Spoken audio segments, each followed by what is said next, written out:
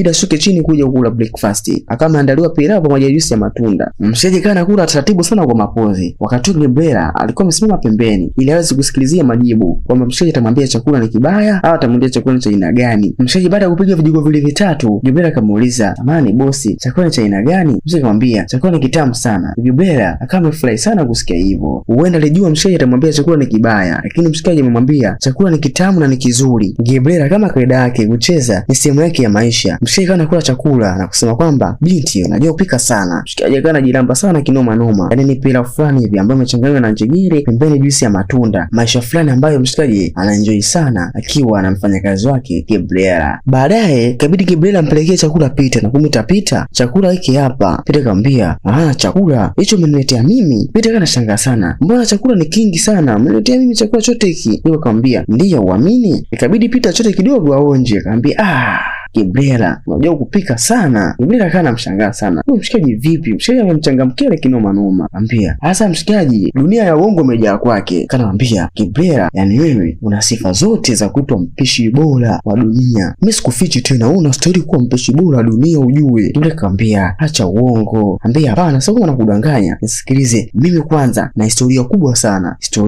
Historia gani? Mshikaji kana mpiga vilungu sana Gabriela. Kaanza kumwambia kwamba yeye mshikaji bwana alikuwa pilot. Sasa Gabriela kana msikia sana mshikaji. Anaona kabisa mshikaji huyu tayari hapa dishi lishaanza kuyumba yumba. Mshikaji kana mdanganya. Mara mshikaji amepitia jeshini, mara